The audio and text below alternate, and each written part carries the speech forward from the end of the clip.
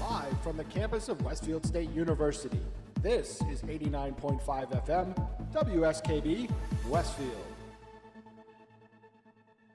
Support for the community programming of WSKB is provided by Westfield Bank. For more than 160 years, Westfield Bank has been an important community presence and commercial leader in the Pioneer Valley, with convenient full banking services in Westfield, West Springfield, East Longmeadow, Agawam, Feeding Hills, Springfield, Southwick, as well as Enfield and Granby, Connecticut. Visit us on the web at westfieldbank.org.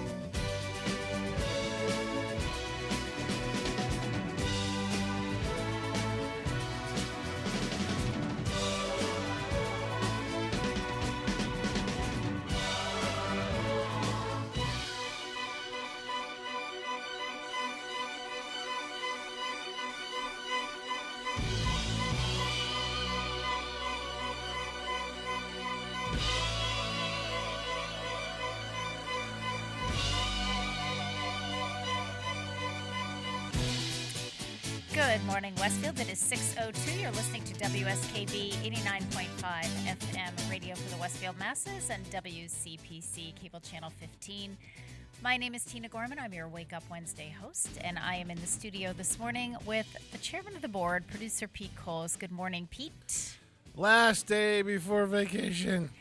You must be so. Listen, I'm seeing a bunch of different things on my screen. Am I supposed to be seeing? Oh, it's the multi-screen. Yeah, we do that for Zumba, so we don't. It looks like Hollywood Squares, but it's just you right, and me. And it's all of the. It's what I see as the producer and director. Got it. So if I do that and go, let's see, boom. There it is. Yeah, that's what so we put that up there when like Becca's in there or other people working out. Yes. So they don't get distracted. Oh, good idea. Yes. Okay. Awesome. So, Pete, I know. So you are I'm excited to exhausted. get out of here. So let's talk about where you're going and what you're going to do. That is I'm exciting. going to Cocoa Beach for not long enough, which means 4 days. Okay. Not long enough. And where is Cocoa Beach? It's in Florida. Okay. It's near where they launched the rockets. Okay. But it's I thought this one was a Virginia trip. This is no, not a that's Virginia in trip. mid-February. Oh, okay. That's the February. Yeah, that's completely by myself. This one is with my girlfriend. Okay. See, I had it backwards because I thought this one was by yourself to Virginia. Okay. No. So this is the Florida one. Yeah, this is just a quick 4-day. We'll be back on Okay. Sunday. Okay. Very good. Sunday afternoon. And it's my birthday tomorrow, so I turned 50. Oh, you turned 50? Yes. Oh, Pete. Are you surprised by that? Life begins at 50. Gray. Look at all Yeah. the gray. Oh, wait. That's why I keep my hair short. It's Pete, gotta remember get back in the old days, back in the old days, like 7 years ago when we started this together? You were Yes. just a kid back then. I didn't realize you were so young. Yeah. Wow. Yep. I turned the big 50. I was gonna go to Vegas for my 50th birthday, but according to Kenny, not much is open, so it wouldn't be Well, as fun. that's what I was going to say. I'm not sure what you can do in Vegas these days. He said there is some stuff open, but it's not as open as Florida. So I'm like, all right, well, proper precautions. Let's go. Yeah. Okay. So I'm going. Good. By hook or by crook. All right. The hotel's already taken a 25% of my stay out, so I'm going no matter what at this point. Yeah, there you go. Plus, Good. I actually believe in all the precautions that the airlines and everybody else has taken, so I'm okay with that. Okay. Very good. Yeah. Good. So that'll be, and then the one in February. That's a Virginia. No, It's a drive one. Does this have anything to do with? No. No, as this far has as I nothing know, to do with. there's a launch schedule for today. I'm hoping it's delayed. Okay. Oh, yeah, well, that's I- happened to you before, where you've gone. You and Kenny have gone places, and the flights have been. last year launches have been delayed. I was down there for a week during my birthday, Mm-hmm. and there was supposed to be one while I was there, and it got delayed 3 times. So Well, I was going to say one got delayed more than once. I remember we were texting back and forth, and it's like another delay. Yep. So I'll be down there for just a quick. The only reason we can only go for 4 days is because she started a new job and she can only get 2 days off at this point. So Yeah. it's like, okay, that's Yeah. cool. Oh, I nice. need. It won't be that warm. It's only going to be in the 60s, but I'll take 60s over. Yeah, well, Single digits. Right. Look at what we have here. So gonna be it's cold going to this be week better over than there. this. Right, that cold front Yeah. that's going to be plowing through here and giving us single digits here will be giving me 60s down Yeah, there, which and is I have- unseasonable. I have to say there has been so much going on this week at the center and elsewhere all around us that I haven't paid a whole lot of attention to the weather other than this snow that we got, which we knew we were getting it. I'm thrilled that we made the decision on Monday. I did. Did you do double meals yesterday? We did. We did double meals yesterday. So That actually works out pretty well. You know what, P? I thought about it for like 5 minutes, and then my whole thing was if the kitchen crew felt like they could do it, I said, let's just do it, even if we don't get any snow. There was a threat, and what the heck? Just enough to make it messy. Yeah, and you know what? I have to say, the seniors were absolutely wonderful about the whole thing. I did have one person ask me, I think it was on Monday, well, what if we end up just getting a very little bit? I said, doesn't matter. We're giving you we're feeding you 2 meals tomorrow. So Right. that was yesterday. So yesterday they got a chicken dinner and a meatball and spaghetti dinner. If they wanted both, or they could have one or the other, and most of them got both. Yeah, Most 'cause of it's them just zipped easier. through, got both, and said, "This is perfect. I'm not going out for a couple days." Right. But so that was fine. But that's all I really was paying attention to. But Mary Lou keeps chirping in my ear about Friday. So are we expecting some real cold weather? Because that's what I'm hearing. Yeah, the So, weekend yeah. I think is going to be cold. Okay. I really haven't looked at it either. You don't care. What do you care? I've You're been looking flying at out the of other here. one. Yeah, got it. I totally understand that. Well, we have tomorrow is our comfort food for to comfort Rehoboth seniors, and I'm happy to say that we pretty much sold out on that one. So we have lots of folks that'll be coming through. We'll sneak them through the parking lot because when we have a lot of people, we use the whole parking lot and we go up and down, so we're Sure. not strung out onto Noble Street. But we're really excited about that. I've already had some folks make some donations. Just personal donations to the Rehoboth seniors. So leave it to Westfield. You always step up to the plate, and we're really happy about that. So, yeah. So Joanne and George will be in really early tomorrow morning. It's a meatloaf dinner and apple crisp for dessert and mashed potatoes and, green beans and all that great comfort food that we love. And it'll be a great day for it because as you were saying, Pete, we're in for some chilly weather coming up. Right. So Thursday, it'll be 28 and with a low of Thursday, 5. Yeah. Friday, 16 with a low of 5. Okay, then. But there's sunny days. There's no precipitation. Yeah, okay. Saturday, 20 with a low of 3. Yeah. And so it's going to be clear all night. Right. Yeah. Sunday 28 with a low of 16. Okay. And then Monday we get into snow again. Potential for snow 33 and 29, so that it's going to be cloudy all day. All right. Well, we'll into deal with Tuesday. that when we get there. A potential of 6 inches of snow. All right. So we'll have to figure out what we want to do about all that. But for now, it is what it is. Mm-hmm. So yeah. All right. So we have some interesting birthdays today, and the first one that I want to talk about before we go to break, so we all know why we're playing this song, is January 27th. It is the birthday of the late Edward J. Smith, who was a ship captain. He was born on this day in 1850 in Hanley, England, and he died on April 15th, 1912, at the age of 62. Edward Smith began working on ship crews at the age of 12. He made the leap from ships that were transporting goods to passenger vessels in 1880 when he went to work for the White Star Line. In 1902, the White Star Line was bought by the International Mercantile Marine Company in a deal financed by famed banker J.P. Morgan. A new Baltic, that was the name of the ship, was added to the White Star Line fleet in 1904, and with Smith as its captain. At 23,000 tons, the Baltic was one of the largest vessels at the time. His next ship, the Adriatic, was even larger. By this time, Edward Smith was held in high esteem by his company and was well known and well regarded among travelers on the North Atlantic route between the United States and Europe.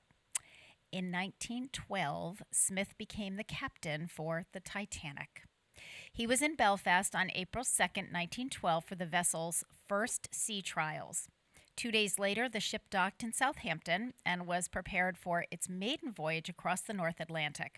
It was heralded as one of the biggest and most luxurious ships of the time.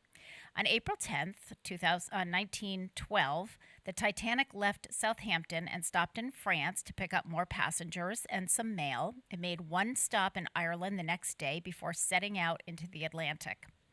There, the ship took on more passengers as well as mail to be delivered to the United States. In all, there were more than 2,200 people aboard the ship as it made its way across the ocean. On April 14th, after several warnings from other ships about ice in the Titanic's path, at around 11:40 p.m., a crew member spotted an iceberg, but the crew was unable to move away in time. The ship scraped against the iceberg and suffered damage to its forward area. Several holes were made in the ship's side, allowing seawater to begin rushing in. Smith ordered the crew to prepare the lifeboats. Unprepared for such an event, the Titanic did not have enough lifeboats to carry all of its passengers to safety.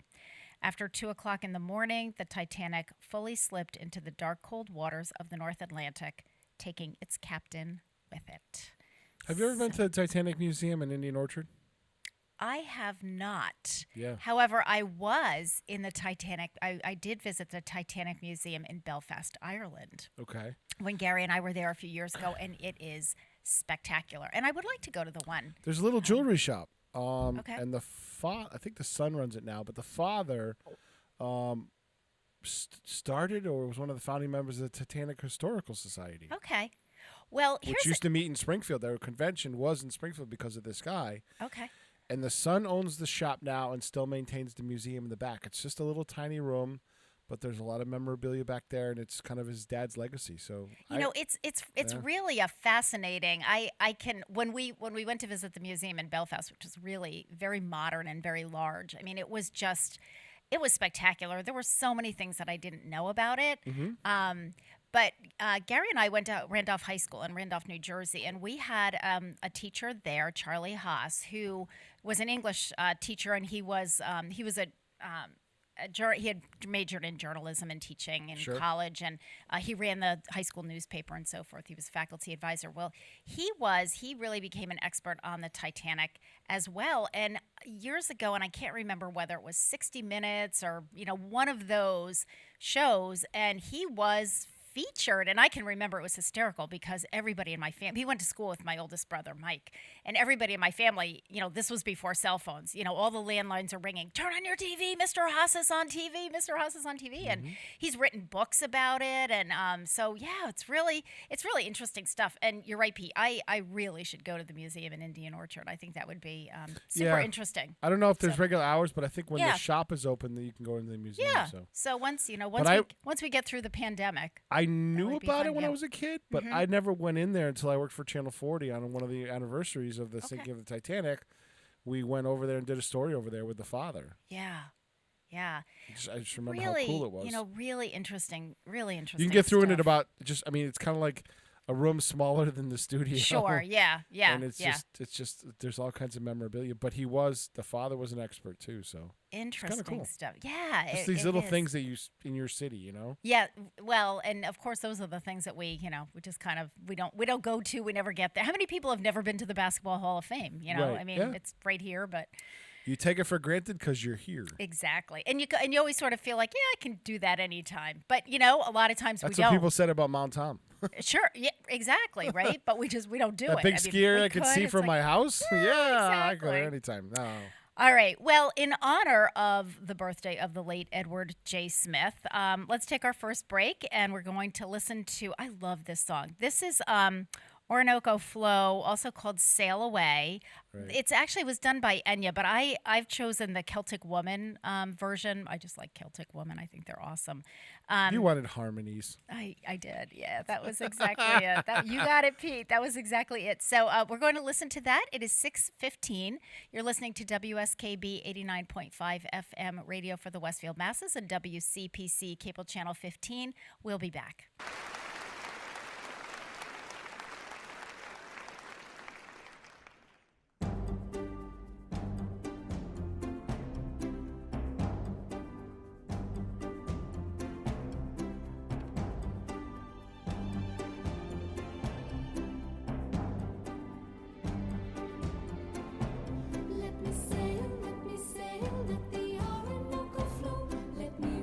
Let me beach on the shores of Tripoli.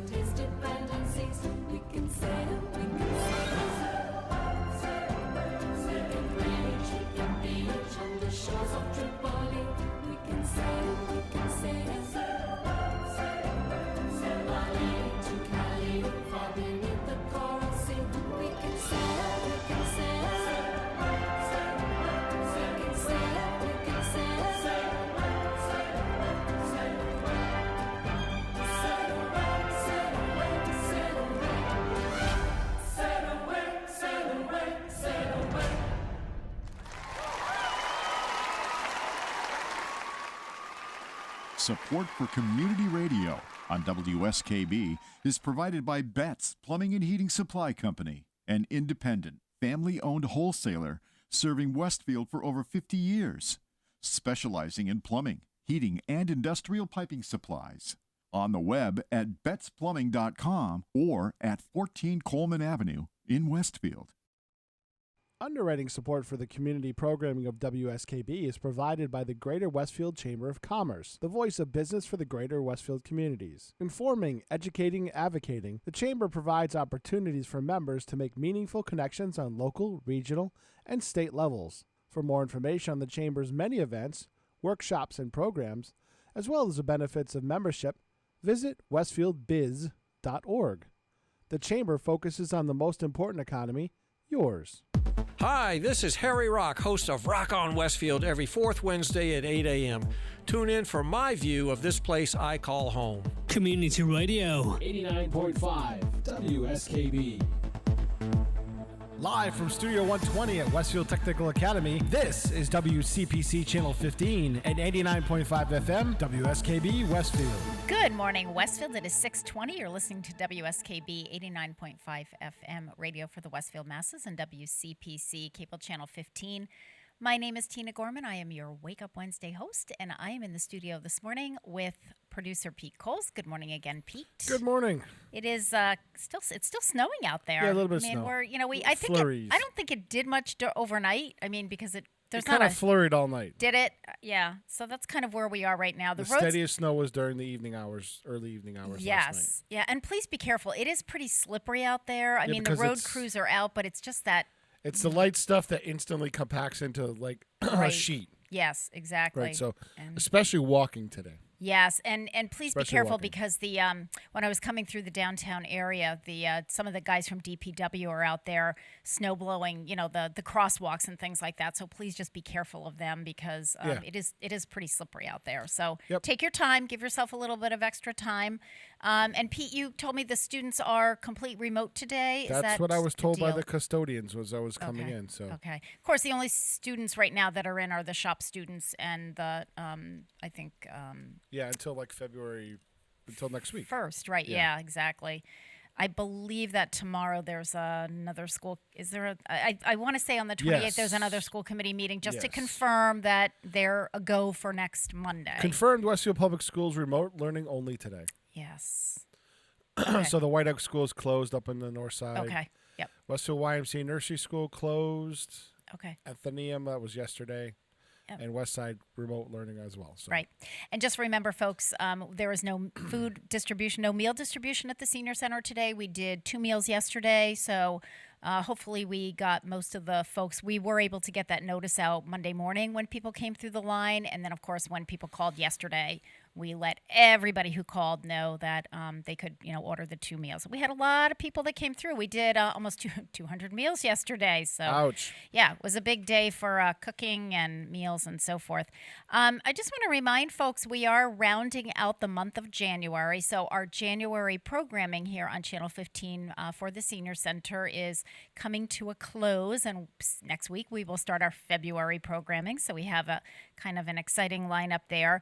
So just to remind you that we just have a couple more options for watching the Richie Mitnick, Brad Shepard show doing their Very Merry January performance. So that will be today. There's a performance today at 2:40 on Channel 15, and then this Saturday at 6 p.m. So those will be the last 2 for that performance, and then we'll take a little bit of a break next Wednesday, and then a week from Saturday we'll have our February performer, but you have to get the newsletter to find out who that is.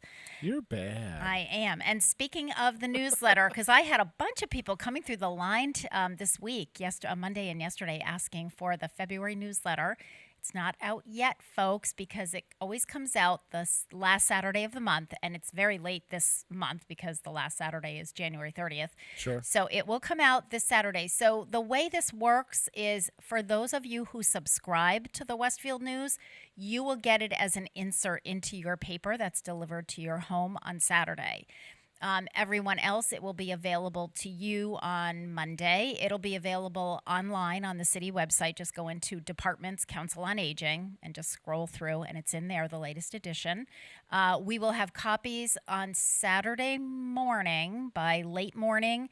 You can, if you want to, drop by the Senior Center. Outside the front door, there is a large tan bin with a forest green top. Just lift it up. The new copies of the newsletter are in there all the time. So you can come by on the weekends, at night, send your grandkids or your kids, whoever's out and about, if they're going by the Senior Center, you can pick up as many copies as you need. And we check that frequently to make sure that that's always restocked. And then it'll hit the pharmacies next week. We usually have it at all the local pharmacies. And of course, we'll be handing it out next week when we do meals. And worst case scenario, if you are homebound and you don't have anybody to pick it up for you, send me a self-addressed stamped envelope and I will mail you the latest copy. So that's how you get them. Question for you, logistic-wise. If I'm still in quarantine next week, do you want to do a Zoom show? We could. Yeah, we could. Gary will be the guest next week. Okay, so he can call in on Zoom or Zoom in on his phone. Yep. I might still be in quarantine. I don't know if, depending on when I get my test results back. So. Okay. All right. Well, we'll cross that bridge when we get there, Pete. Yeah. So we'll just, I'll prepare the show and we'll figure it out. And because I can do it all from home. Okay. I literally, because we tested it Okay. with the last big snowstorm. Okay. And yeah. All right. Didn't mean to throw you a curveball. No, that's okay. I'm just trying to get you thinking ahead. Okay. Yeah, well, I actually thought about that for today, but I'm thinking, well, this is not like it's not like we got a blizzard. This is nothing. The last time, when we got that 7 or 8 inches of snow, I told Rob Goff, I'm like, Bobby, you may want to think about doing the show from home. Yes, well, that one I would have. Yeah, that one I would have. That was kind of a biggie. And we did. So yeah. Absolutely. So I tested the proof of concept. Okay. All and right. It works. Yeah, so we can we can talk about that, Pete. Okay. Alrighty, so birthdays. Today is the birthday of Chief Justice of the United States Supreme Court, John Roberts. He was born on this date in 1955 in Buffalo, New York. He's 66 years old today. U.S. Supreme Court Chief Justice John Roberts attended Harvard Law School. In 1982, he served as an aide to U.S. Attorney General William French Smith, and later as an aide to White House counsel Fred Fielding under President Ronald Reagan. During these years, Roberts earned the reputation of being a political pragmatist, tackling some of the administration's toughest issues, such as school busing, and matching wits with legal scholars and members of Congress. In January 2003, President George W. Bush nominated Roberts for a position on the U.S. Court of Appeals. Roberts served on the U.S. Court of Appeals for 2 years before being confirmed as Chief Justice of the United States in 2005. In June 2015, Roberts ruled on 2 landmark legislative cases. He reaffirmed the legality of Obamacare by siding with the liberal wing of the court, along with swing vote Justice Anthony Kennedy. However, he held to his conservative views on the issue of gay marriage and voted against the court's decision that made same-sex marriage legal in all 50 states. So there you have it. He goes both ways based on what he thinks is right. So happy 66th birthday to John Roberts, Chief Justice of the United States Supreme Court. All right, we'll do one more birthday while we're doing birthdays here. Oh, and I also do want to mention before we take the next break that my guest second hour will be probably the most popular man in the city right now, Joe Rouse, director of director of the health department. So Joe and I will be discussing all things COVID. See if you can give them the hard-hitting questions. All things pry something of the school stuff out of them. All things vaccine. Joe and I were we were on the phone together last night, comparing notes, and our phones they were just nonstop yesterday. Totally nonstop. And the emails flying back and forth with, the Council on Aging directors from the entire Pioneer Valley. Everyone's in a bit of I think the biggest problem is lack of doses right now. And there you have it, Pete Goals. And there it is. I do pay attention. There it is. So all the people that are, incensed that we're, not scheduling them and not doing things at the senior center and not doing things in the city and blah, blah, blah, blah, blah. It's like, okay, folks, but if somebody could tell us how much vaccine and when then we can plan and do all the things that we need to do. I saw on News Nation last night that one of the reporters was at the Meadowlands Stadium in East Rutherford, New Jersey, which I'm from New Jersey, so I'm very familiar with that. You know, huge stadium. Everything is all set up for vaccine. And right now it's closed because they didn't get any of the vaccine to distribute there. There you go. So they had people scheduled. That's a problem. Yeah, that's a problem. People schedule, workers ready, everything. And they said, okay, oops, can't do it today because there's no vaccine. And that's, therein lies the problem. But anyway, Joe Rouse and I will be talking all things COVID, and where we are right now. All right. You know what? Let's take our break now. So it is, it's because it's actually 6:30. So it's 6:30. You're listening to WSKB 89.5 FM radio for the Westfield masses and WCPC cable channel 15. So this is did you find this the full version of the Law and Order theme? I believe so, yes. Okay. This is in honor of, I'm sure most of you are familiar with the television show Law and Order. So this is the full version of its theme song, and this is in honor of the birthday of Chief Justice John Roberts.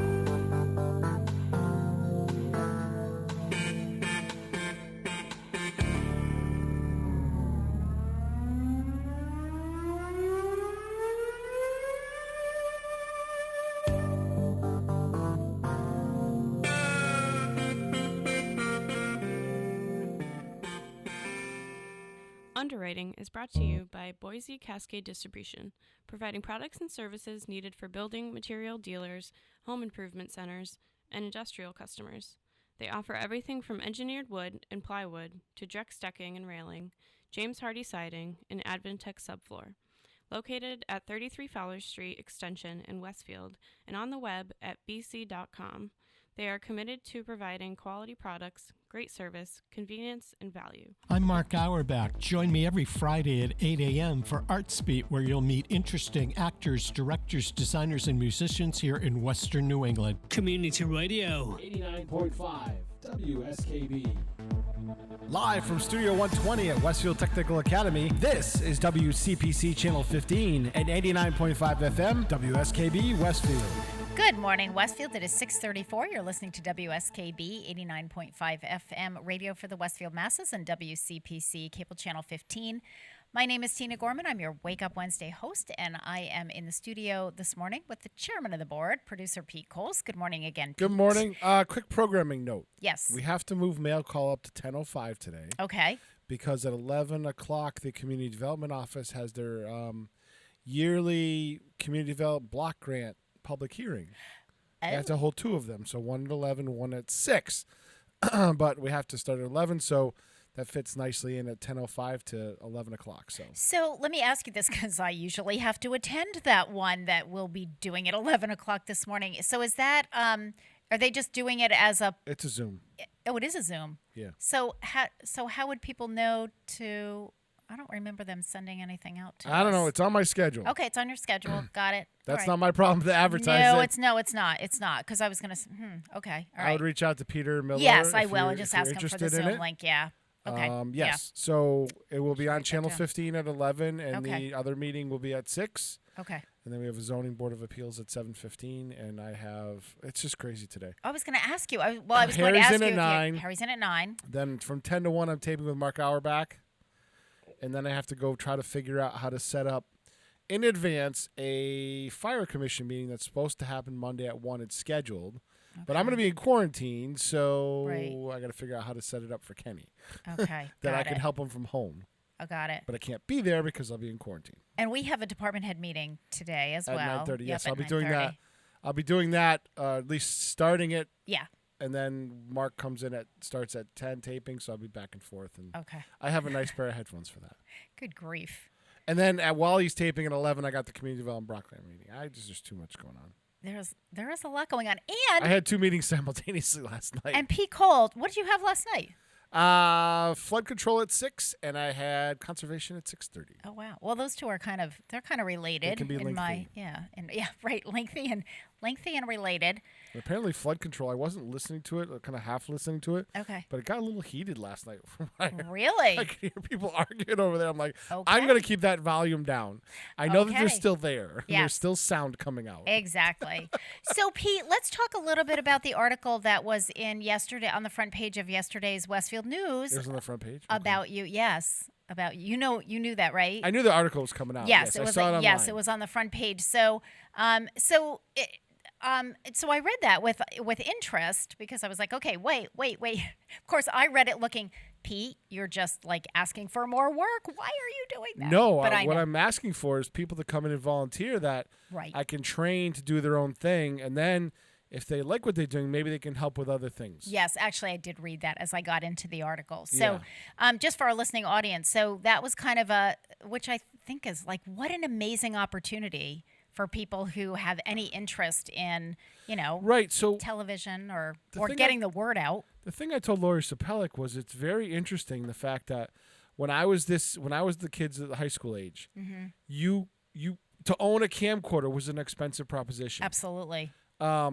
So if you wanted to be in TV or radio, you had to go to the public access. That was pretty much it, unless you wanted to volunteer at a college radio station or NPR Right. or whatever. Mm-hmm. So I kind of gravitated towards that back in high school, and so much so that they saw talent in me and they hired Continental Cablevision hired me Yeah. to be a master control operator. So I was in the TV business when I was 19 or 20. That's amazing. That's a great story, Pete. Right. So I've kind of come full circle. I worked in TV news. I worked for WARE radio station with my dad.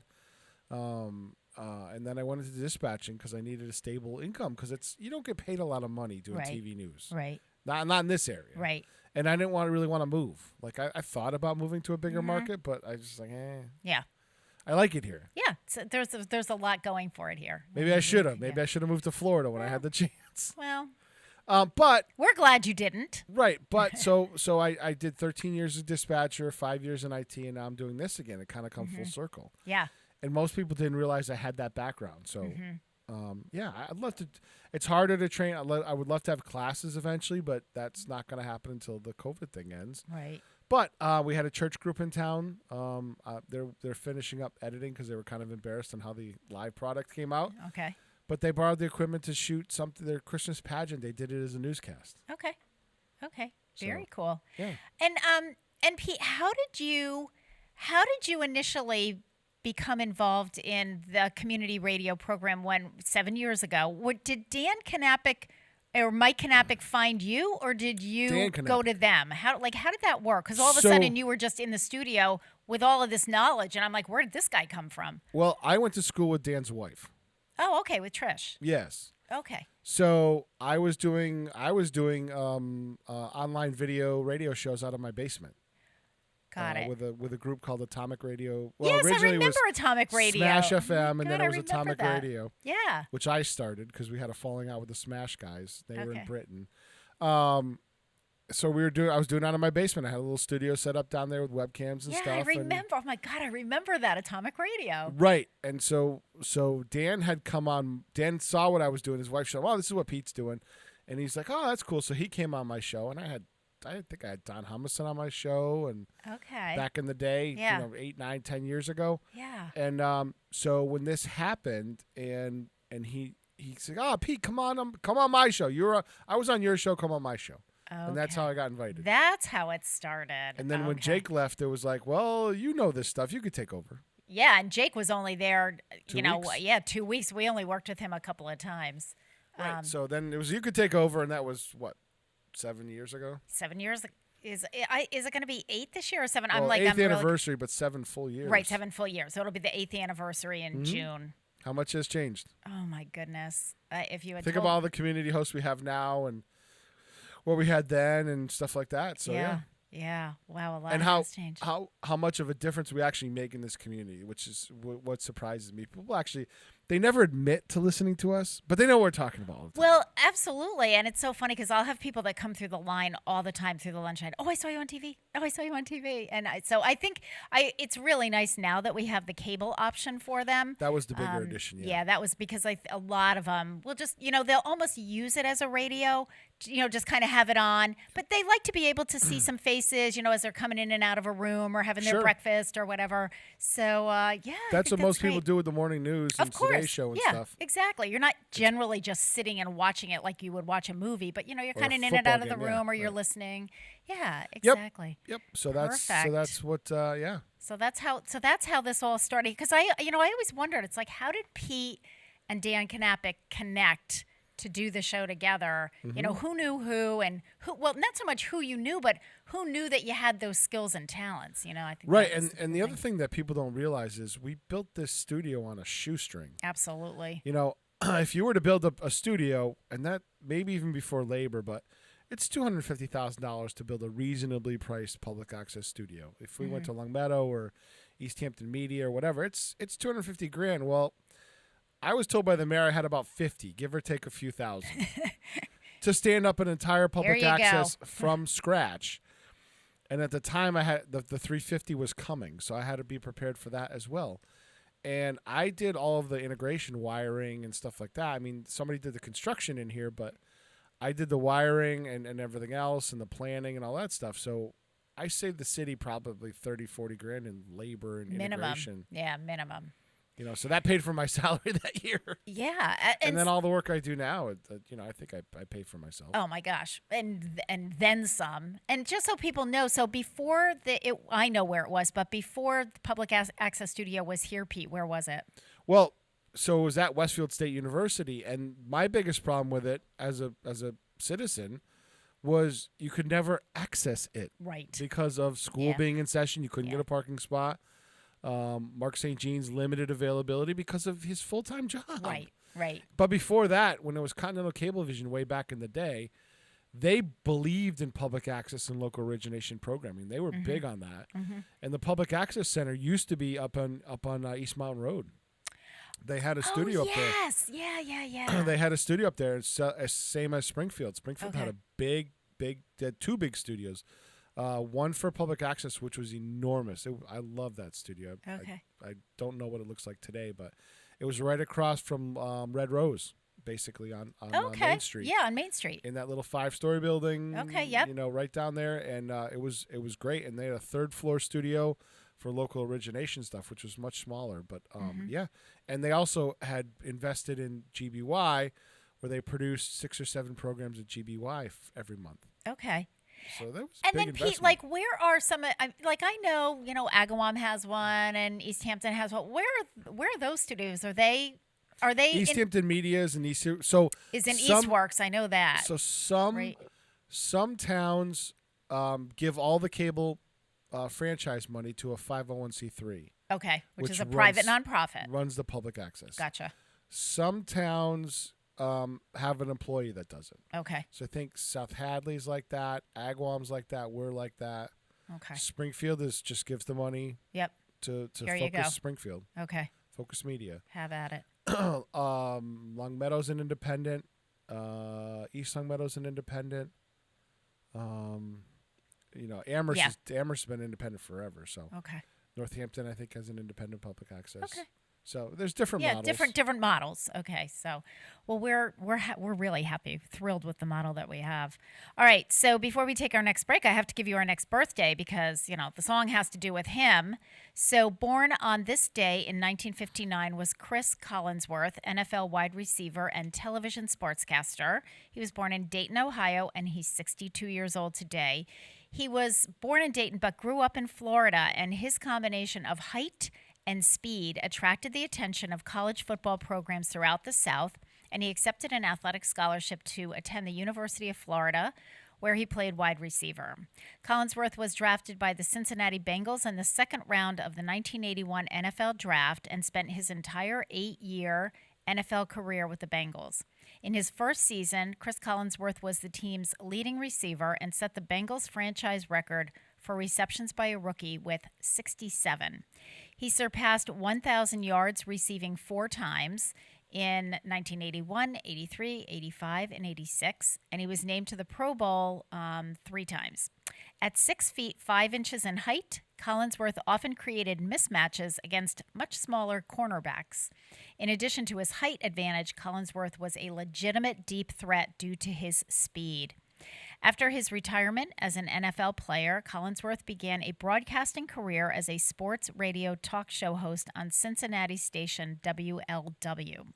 He worked for NBC, Fox, and HBO covering football, tennis, the 2008 Summer Olympics, and the 2010 Winter Olympics with Bob Costas. In 2009, Collinsworth filled the color commentator role vacated by John Madden on NBC's Sunday Night Football. And as of 2020, he is in his 12th season of the high-profile telecast. So happy 62nd birthday to Chris Collinsworth. All right, which version do you want? Because there's like 5 different. There's a yearly version. Do you want the longest one? Yeah, no, I took the 2020 version. I think was the one that I was looking at. 2019, I think, is the last version because they haven't changed Okay. it. Joan Jett is featured in it. Okay. Is that the one you got? I don't think so. I don't remember Joan Jett being in that one. I saw theAn Jett one. I thought there was one. I thought there was a 2020 one after that. That's okay. As long as it's. Wait a minute. Here it is. Yeah. Hold on. Give me 1 second.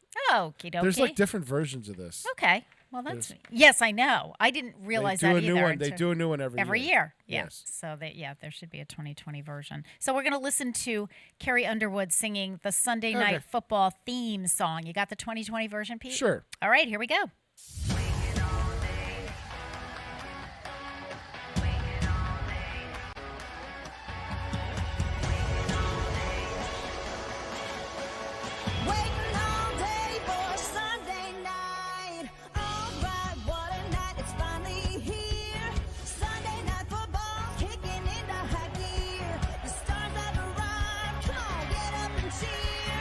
Hey, Jack, it's a fact, the show's back in town. Boy,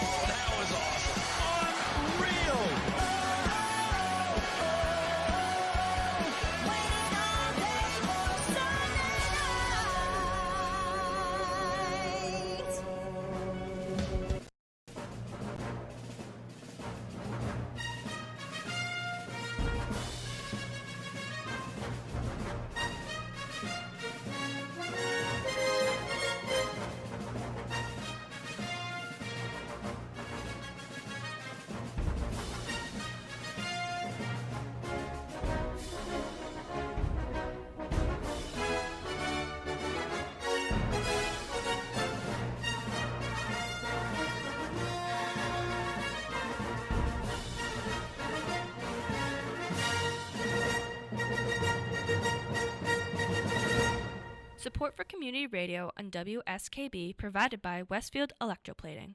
Employing over 140 skilled platers, painters, and technicians, Westfield Electroplating was founded in 1946 and was the first company in the country to achieve National Aerospace and Defense Contractor Program accreditation, proudly maintaining that status for over a decade. Westfield Electroplating provides over 50 quality finishes to meet your corrosion, cosmetic, or performance needs. On the web at www.westfieldplating.com or 413-568-3716. Westfield Electroplating, putting the finishing touches on technology. Live from Studio 120 at Westfield Technical Academy, this is WCPC Channel 15 and 89.5 FM, WSKB Westfield.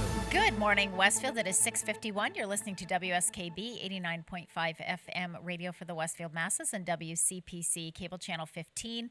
My name is Tina Gorman. I'm your Wake Up Wednesday host, and I'm in the studio this morning with Pete Coles, who is very anxious to be able to get the heck out of the Northeast fairly soon. What time is your flight leave tomorrow, Pete? 10:30. Okay. That's a great time because you don't Yes. have to get up in the middle of the night for it. But Well, I still have to get up at 6 o'clock to start the programming tomorrow. Well, that's true. But I mean, but the great thing is you have things to look forward to. Yes. So, yeah, then you'll Parking is cheap. Yeah. Bradley's $8 a day in the main parking lot. Right, exactly. And I mean, I'm imagining that the airports are fairly quiet, They've cut a lot of flights, believe it Yeah, or not. yes, I mean, the flight yeah. schedule's Well, way down. yeah, absolutely.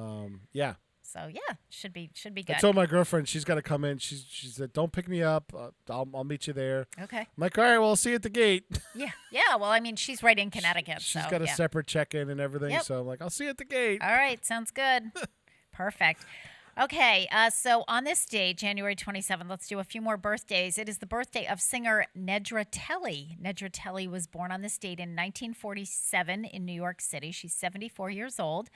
She's an American singer best known as a former member of the girl group The Ronettes, in which she performed with her cousins Ronnie and Estelle Bennett. The Ronettes placed 9 songs on the Billboard Hot 100, 5 of which became top 40 hits. Among their most famous songs are Be My Baby, Baby I Love You, The Best Part of Breaking Up, and Walkin' in the Rain. In 1964, the group released their only studio album, presenting the fabulous Ronettes featuring Veronica. Now, this is what I love. That year, the Rolling Stones were their opening act when they toured the UK. How'd you like that? So the Rolling Stones backed up the Ronettes. And the Ronettes opened for the Beatles on their 1966 U.S. tour, becoming the only girl group to tour with them before splitting up in 1967. There you go. So happy birthday to Nedra Kelly. And, of course, we'll play a Ronette song a little bit later in the show. And finally, birthday-wise, I have 2 more birthdays. So it is the birthday of the late Howard McNear. Howard McNear is an actor who was born on this date in 1905 in Los Angeles, and he passed away January 3rd, 1969 at the age of 63. He was just shy of his 64th birthday. Howard McNear was an American stage, screen, and radio character actor. In 1961, McNear was cast as the vague, chatty barber Floyd Lawson on the Andy Griffith Show. So I know a lot of my older listeners will remember Floyd, the barber. During the show's run, but this is what I thought was really interesting about this particular individual. During the show's run, Howard McNear suffered a stroke that rendered the left side of his body nearly paralyzed. He left the series for almost a year and a half to recover. Andy Griffith asked McNear to return to the series, to which McNear agreed despite being unable to walk or stand, and the production crew accommodated him accordingly, as Floyd was usually seen on screen either seated or standing with support. Many scenes were shot with him sitting on a bench outside the barbershop, as opposed to trimming hair as he had been before his stroke. In most of his post-stroke scenes, McNear's left hand would be holding a newspaper or resting on his lap, while he moved his right arm and hand as he spoke his lines. According to one of the cast members, McNear began having difficulty remembering his lines and started to become anxious and frustrated. So he left the series in 1967 and died 2 years later of complications from pneumonia following a second stroke. So happy birthday to the late actor Howard McNear. And, now that I know all this about him, I want to go back and look at all those scenes in the Andy Griffith Show post-stroke. Because, as I was reading that, I was thinking, yeah, there were a lot of scenes where he was sitting outside, and there were a lot of scenes where he uses his right hand, and he's very, he embellishes, and he goes on, but I didn't really notice his left hand wasn't moving. So now you know the behind the scoop. There's a little trivia for you. Sure. And finally, today it is the birthday of the late Donna Reed, actress born January 27th, 1921 in Denison, Iowa. She passed away at the age of 64 in 1986. She also died in January, so just shy of her 65th birthday. Donna Reed's career spanned more than 40 years with performances in more than 40 films. She is well known for her role as Mary Hatch Bailey in the 1946 film It's a Wonderful Life. In 1953, she received the Academy Award for Best Supporting Actress for her performance as Lorene Burke in the war drama From Here to Eternity. Reed is known for her work in television, notably as Donna Stone, a middle-class American mother and housewife in the sitcom The Donna Reed Show, which aired from 1958 to 1966, in which her character was more assertive than most other television mothers of the era. She received numerous Emmy Award nominations for this role and the Golden Globe Award for Best TV Star in 1963. Later in her career, Reed replaced Barbara Belgettis as Miss Ellie Ewing Farlow in the 1984-1985 season of the television melodrama Dallas. She sued the production company for breach of contract when she was abruptly fired upon Belgetti's decision to return to the show. So I forgot that she had played Miss Ellie for that one season or 1.5 seasons. Yep. So happy birthday to the late Donna Reed. That's it for your birthdays for this day. So a couple of announcements before we do our top of the hour break. And do I have time to run to the bathroom? Yeah, you do. Okay. Absolutely. So I have yes. So the Friends of the Westfield Senior Center, just a reminder that we are doing the Beating the Winter Blahs February calendar gift card fundraiser, and we are in the final couple of days of that. So the calendar looks like this, and each day in February, there is a winner will be drawn. There's a prize for every day. Primarily, they are $25 gift cards. We have gift cards to lots of area grocery stores, pharmacies, some of the area restaurants, some of our small businesses, like the Rosewood Home and Garden Gifts, Rosewood Home and Gifts, Pilgrim Candle, Flowers by Webster. So some of those kinds of, gift shops as well. So the tickets are $5 for a sheet of 25 tickets. And the way you get your tickets is you come through the lunch line and you can do it curbside. So for those who get lunch at the Senior Center, most of them have already purchased their tickets. If you don't do lunch at the Senior Center, if you drive through between 11:30 and 11:45, but don't do it today because we already distributed today's lunch yesterday because of the snow. So you have tomorrow and Friday. If you come through between 11:30 and 11:45, drive up. We'll be out there. We have the list going. You're just going to give us a name and phone number, however many sheets of tickets you want. Give us the money. Please have exact change. It's $5 a sheet. We'll take all that information down. We will give you a copy of the pink calendar so that you know what you might be winning and on which day. And starting on Monday, we will be drawing one name a day. So you have 28 opportunities to win. We'll be drawing the names in the morning and contacting the winner so that they can pick up their prize in the afternoon. If you don't get out of the house, we can certainly mail it to you, unless you win the Valentine's Day, January 14th prize, which is a gift. It's $50 in cash, but it's also a gift basket put together by Christina Lovelace and her husband, Dr. Akinyele Lovelace. And we're calling that the COVID Care gift package. It's got all kinds of sanitary wipes and hand sanitizer, a digital thermometer, disposable face masks, and things like that. So that one, you would have to come and pick that one up. We can't put that one in the mail for you. So anyway, just a reminder, final couple of days for that. We stop selling tickets on Friday at noontime and start drawing names on Monday morning. So let's take a break. It is 7 o'clock, so let's take our top of the hour break. We have a few more announcements. We have to talk about the fact that January is National Oatmeal Month. And Joe Rouse, Director of Public Health, will join us at 7:15. We'll be right back.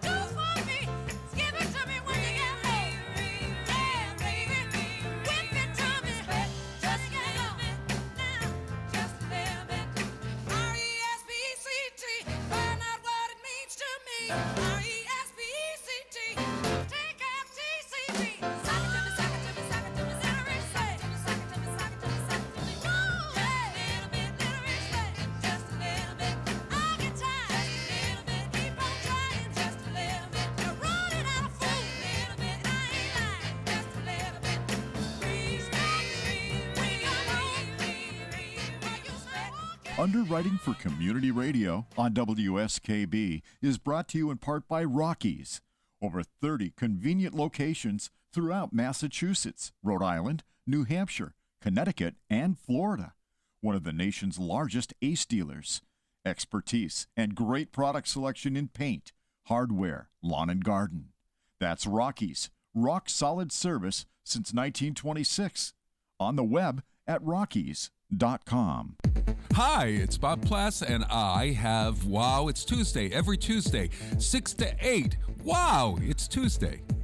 Community Radio. 89.5 WSKB. I did it! Live from Studio 120 at Westfield Technical Academy, this is WCPC Channel 15 and 89.5 FM, WSKB Westfield. Good morning, Westfield. It is 7:03. You're listening to WSKB 89.5 FM, radio for the Westfield masses, and WCPC Cable Channel 15. My name is Tina Gorman. I am your Wake Up Wednesday host, and I am in the studio this morning with a very sleepy Pete Coles over there. I can hear the yawns coming. It's just I'm awake. I know. But you have something to look forward to, Pete, so that's exciting. I'm awake, but I think I got almost a 16-hour day today. Yeah, I know. But you can sleep on the plane tomorrow. So I think I'm going you can to, just yeah. take a little rest, a little snooze. Yes. So January, this is the perfect day to talk about the fact that January is National Oatmeal Month because it's just one of those But it looks like a cold, winter wonderland snowy, out there. It does. It looks like it's really pretty. You know, all the snow on we didn't get a lot of it, but it is really pretty right now. Mm-hmm. So January is National Oatmeal Month, and what better time of year to incorporate this nutritious breakfast and snack food into your diet. So I didn't know this, so I learned something. You may or may not know that there are different types of oats. Instant oats, rolled oats, and steel cut oats. So knowing which type to buy can be confusing. And I have to say, the first time I ever heard of the term steel cut oats was when Jen DeFune, our resident registered dietitian over here about 6 years ago, mentioned it on the show, and I had never even heard that, and so I didn't really know much about it. But anyway, so I'm going to tell you what the differences are among these three different types of oatmeal. So the good news is any way that you go with high quality oats, organic oats and oats without added sugars and preservatives, you've chosen an awesome food, because all three types of oats have one thing in common, and that is nutritional value. Carbs, protein, calcium, fiber, and iron levels are all about the same. So here are the differences. Steel cut oats, also known as Scotch oats or Irish oatmeal, are the least processed. So they've been cut into pieces but not rolled, and they require the most cooking time. So it takes longer for them to cook through. Rolled oats are probably the ones that we're the most familiar with. That's kind of the old-fashioned, oval container of oatmeal. They've been steamed and flattened with huge rollers and require about 15 minutes of cooking time. And then quick cooking or instant oats have been cut into pieces before being steamed and rolled into thinner flakes, and they only take about 5 minutes. No, instant oats, do note this. Instant oats cannot be substituted in recipes calling for oats. Like if you're going to make oatmeal cookies, you can't use instant oats. You have to use the regular oats, not the steel cup, but the regular oats, because the instant ones are going to adversely affect the texture of any baked goods that you make. So oatmeal bread or oatmeal cookies or anything like that. As for which type is the healthiest, well, steel-cut oats have a significantly lower glycemic index, and that's a measurement of how much a person's blood sugar is going to spike after eating. So if you have a choice, choose steel-cut oats. Cook ahead, and you can store extra in the refrigerator or freezer. And then I did my own thing on oatmeal add-ons, because there are so many things you can add to oatmeal. I mean, oatmeal in and of itself is kind of plain. It's a little bland, but you can add raisins, cinnamon, walnuts, almonds, honeys, berries, apples, bananas, pumpkin spice. The list is pretty much, and craisins, cranberries, whatever, blueberries, bananas, whatever you like. So go celebrate January as National Oatmeal Month today and have a bowl of oatmeal, because I'm actually going to have a bowl of oatmeal when I get to work, because that's my usual after my, especially in the winter, after my radio show when I get over to the senior center. Okay. It's a perfect day for it. Okay, so let's talk about taxes at the senior center, the AARP tax program. There were so many emails flying around yesterday among all of the COA directors who are just being inundated with phone calls about the vaccine. And so, my 2 cents was, hey, remember last week when our biggest problem was the AARP tax program, which seems, totally insignificant now that we got this other whole thing that we have to deal with. But it's always a thing. It's always a thing. But here's where we are with the tax program, folks. So we have filled all of the appointments of everyone who has called. We cut the line off. You'll remember that we shut off the line, the tax line, about a week and a half ago, because we had maxed out. But in the meantime, I've been working with Bruce Tommaso, who is the regional coordinator for us for AARP taxes. And I think that we're going to be able to add some more appointments. So on Monday, February 1st, we are going to reopen the tax line. So if you call the senior center, and just call the regular number, like people wanted to know, do I have a dedicated separate number? It's not a separate number. Just call the senior center, 562-6435. If you get a staff member, they are going to automatically refer you to the tax line. You're just going to leave your name, address, and phone number, and we will call you back and we'll set up an appointment. So we will set up as many appointments as we can. And then beyond that, we are going to maintain a waiting list, because Bruce is sort of projecting how many returns they think they can do with the number of volunteers that he has on a given day. But we think that he thinks, and I agree with him, I think we're being a bit conservative. So he thinks that they'll actually be able to do more than what we're scheduling for. Okay. But it'll take us a week or so, probably a week to a week and a half of them doing the returns to kind of figure out how many they can do in a day. So if in fact they can do more than what we have scheduled, that will open up more appointments. So I do want to have a bit of a waiting list so that we can call people right away and say, hey, guess what? We got you in. So that's the plan. So far, so good. So for those of you who have been calling and you didn't get an appointment yet, call back on Monday, February 1st. Please call us after 9 in the morning because, before that we're going to be doing our lunch reservations. And just leave us your name and phone number and we will get back to you and we will try to get as many of you scheduled as possible. I know it's a big service for a lot of you. Okay, so that's the tax thing. Also, this program has been fabulous. Mary Lou was working very closely with the new IT person here at Westfield Technical Academy, and I can't remember his name. But anyway, they've been working on a program so that the students here during their shop for the IT department are helping over the phone. They are helping seniors with their tablets, their laptops, their smartphones, especially seniors who have gotten those either, family got them for Christmas or they got them because of the pandemic and they realize that that's my way to communicate with my family through, whether it's Zoom meetings or whatever, but they're struggling to know how to operate it and how best to operate it. So if you are interested in getting technology support, call the Senior Center, 562-6435. We will schedule an appointment between you and the student. So we started last week, Pete, and we had a couple of students who helped out some seniors. Mary Lou asked for feedback from the instructor, and he said the student said it went really well. One of the students was helping one of the seniors with her smartphone because she didn't know how to download apps on her smartphone and, wanted to know how to do that and which ones, based on what she was looking for. So the student walked her through all that, which was really great. I can't remember what the other one was working on, and I think that was something on a tablet. And also, if you don't finish, if the student helps you, but you feel like you need more help, we'll schedule another appointment. In fact, I think one of them has a second appointment scheduled. There you go. So this is a great way to bring the generations together. We have younger generations, and they just, they're whizzes at this stuff. I mean, they know what to do. I think the seniors, and I kind of put myself in that category of, we tend to be like a little cautious and conservative. I don't want to press a button and, I don't want to like blow up my phone or undo all the data that's on it or whatever.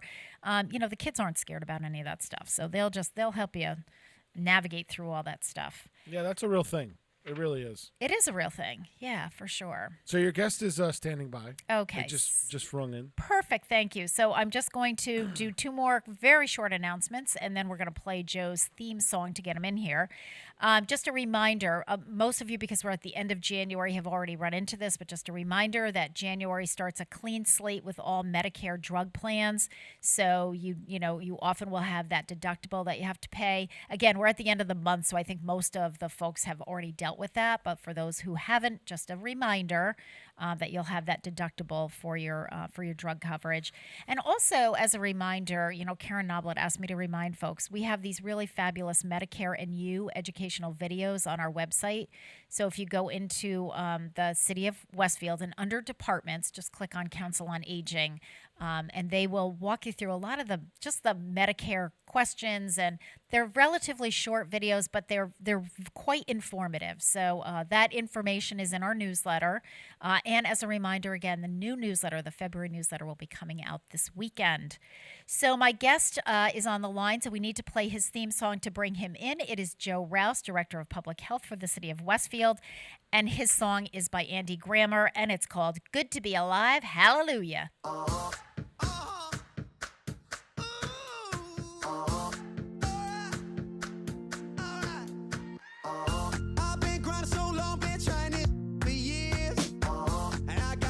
Show just climbing this rope right here. And if there's a man upstairs, he kept bringing me rain.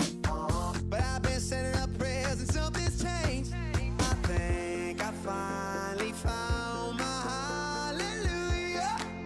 I've been waiting for this moment all my life. Now all my dreams are coming true. Yeah, I've been waiting for this moment.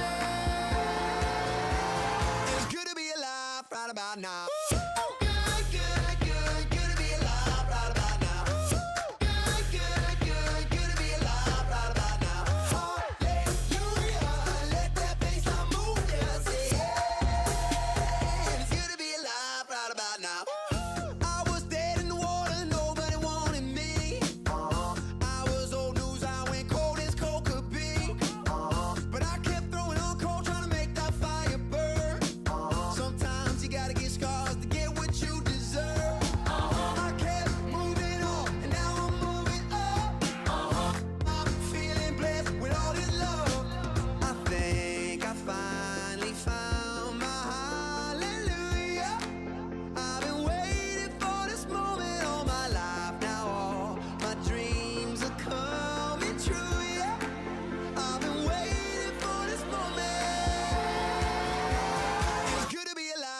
about now. Good, good, good, good to be alive right about now. Good, good, good, good to be alive right about now. Hallelujah, let that bassline move, yeah, say yeah. It's good to be alive right about now. I almost cannot handle it. I could get used to this. I almost cannot handle it. I could get used to this. I think I finally found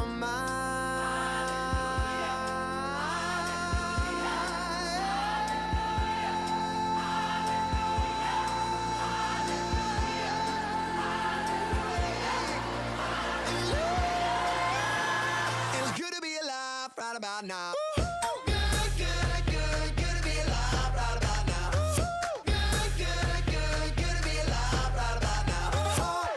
Hallelujah, let that bassline move, yeah, say yeah. It's good to be alive right about now.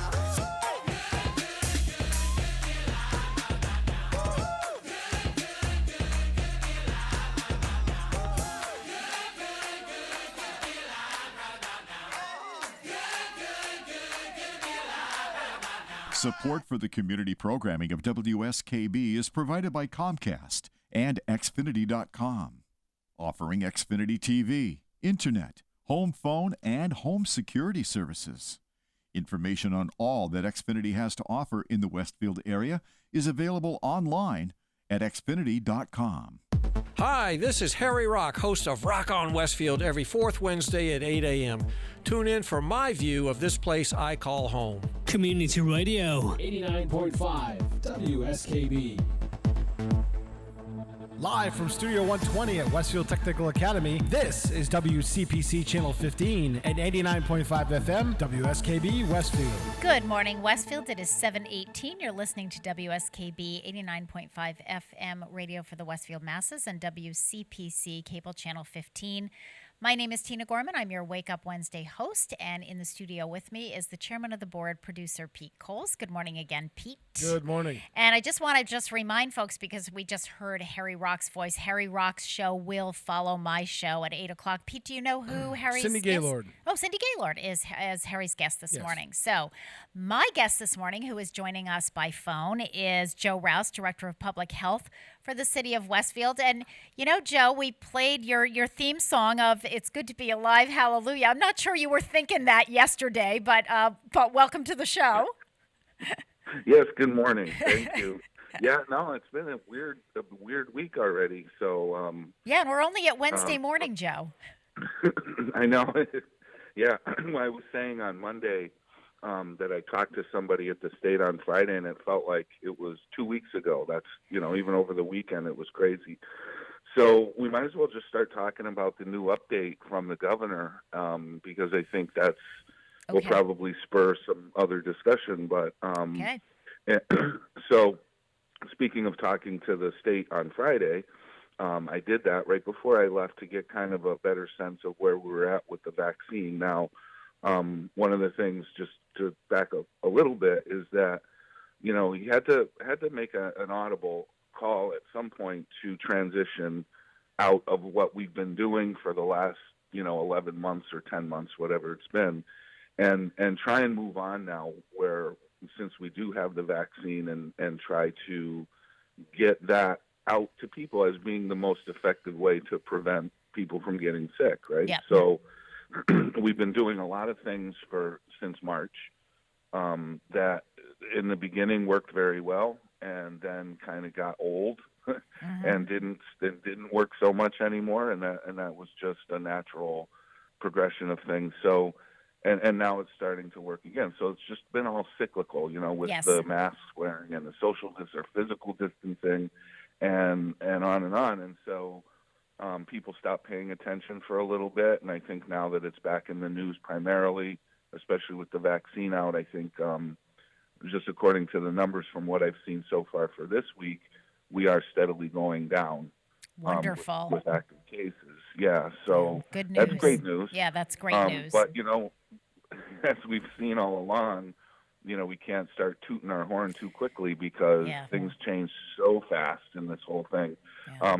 Between the decisions made by the governor, between the decisions made by the people and what they're going to do or not do, abide by or not. And so we're still kind of hanging out there. But, the contact tracing has kind of met its useful end now because people aren't listening to, they don't want to listen anymore. And, I can't say I blame them. It's like, hey, how long do we have to go through this same thing, right? So, you get an active case and you call them and you say, hey, who have you had close contact with?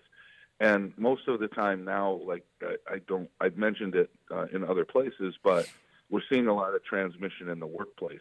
Yes. So what's difficult now is you have an active case who essentially are being asked to call out their fellow employees and by name and say, oh, I had close contact with Dave Johnson. Yeah. So you should call him and tell him he needs to stay home. Well, sometimes, that's a hardship because a 14-day quarantine for somebody who, may not be in a good place financially is difficult. Yes. So, a lot of people are shirking that now and sometimes for good reasons. So I sympathize with that. I think the only way we can stop spinning our wheels and banging our head against the wall with the contact tracing is to just move on and start doing as much vaccination as we can. Okay. So that was our plan, actually. And Friday, when I talked to the state, now we're back to that, they said to me that it was going to be another 3 to 4 weeks before we were going to be at phase 2 when we could start doing the seniors 75 plus. Now that was as of Friday. Yes. As of and late. But wait, there's more. But wait, there's more. Yes, Pete, you're absolutely right. And this was coming from like the person that would be the one to make that announcement. Like it was the assistant commissioner of the Department of Public Health. Yep. And if they don't know who, right, so exactly. There you go. So now all of a sudden here we are, over the weekend planning on doing, where are we going to do our clinics when we get this? How many doses do we want? Let's go big. Let's go to Westfield State. Let's use a big space. Let's get everybody done. Let's do it every day. Yes. So that's where we were at over the weekend. And as of Monday, same thing. And then all of a sudden, what hit the fan. Yeah. And I mean, it's a good thing for people, but it really just like you have to shift gears so quickly, and all that time that you spent invested in planning is for naught. That's done. That's out the window. Yeah. So the governor said now, starting tomorrow, I believe it is. Yeah. They're going to start doing 75 plus. They moved them up into. We're technically not into the phase 2 yet. They just moved a couple categories up into more of a priority. Right. So as we're going to start with the 75 and older, and I won't this time. And the other thing is, I was returning calls. I think I told you yesterday, Tina. Yeah. I was returning calls on Monday morning from people saying, dozen calls saying, we're not going to have it for another 3 to 4 weeks. Give us a call back. We'll update you. It'll be in the paper. Yep. We'll get an announcement out. And then, wham, it's changed. So the worst part about that happened, and like I said yesterday, lesson learned, I'm not giving out any more projected time frames. Yep. It's either the information as of we have it for sure and we know and can plan on that. Yep. Or it's going to be, we'll just have to wait and see. Yep. Because I just don't want to mislead people.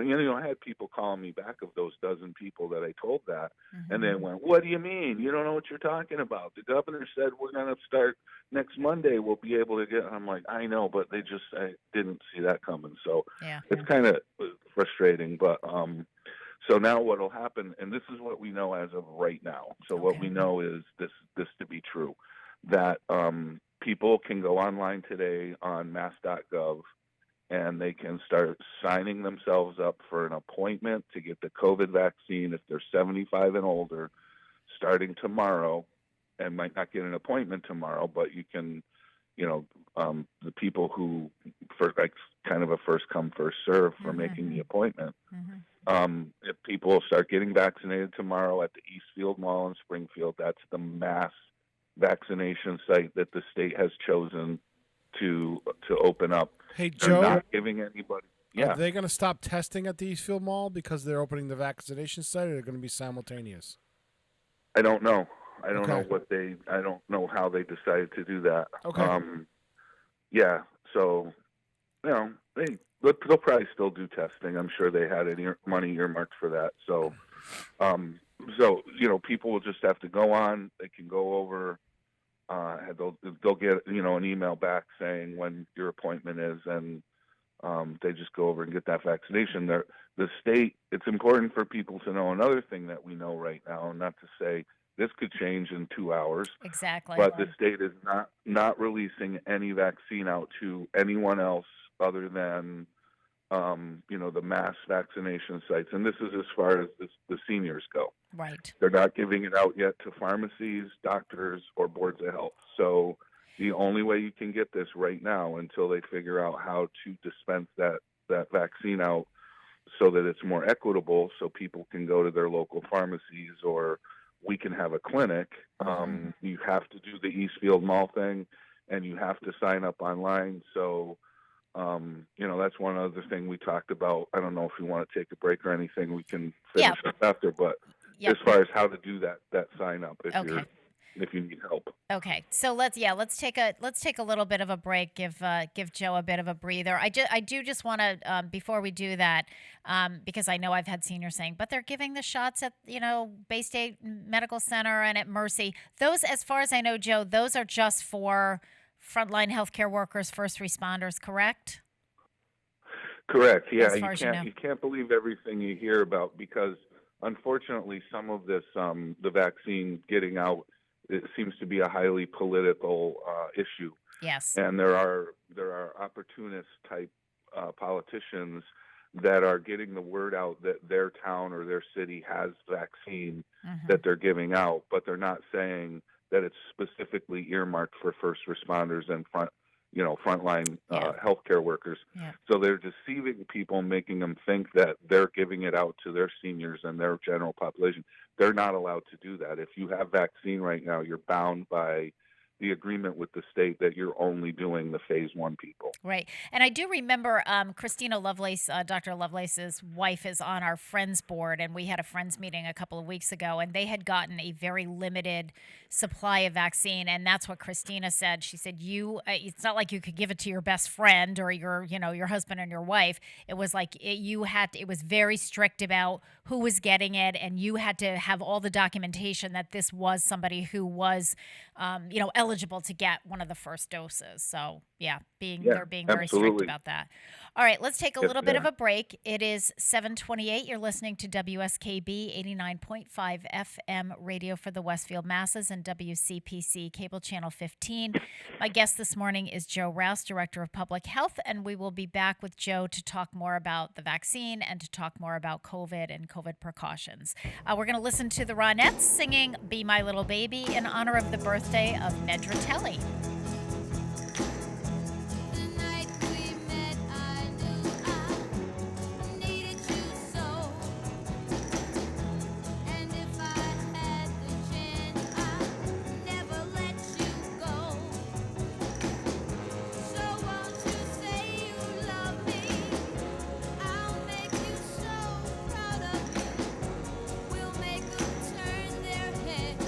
Every place we go, so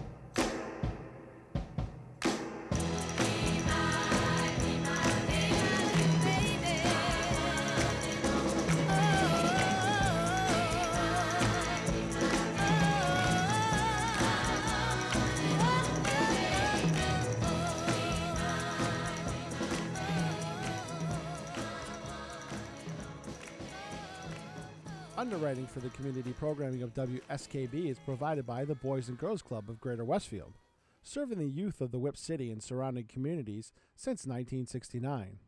For more information on the Great Futures Club for ages 3 to 5, happening weekdays, and the Club Teen Center for ages 11 and older, weekdays from 6:30 till 8 p.m., go online at bcgwestfield.org or visit the club at 28 West Silver Street.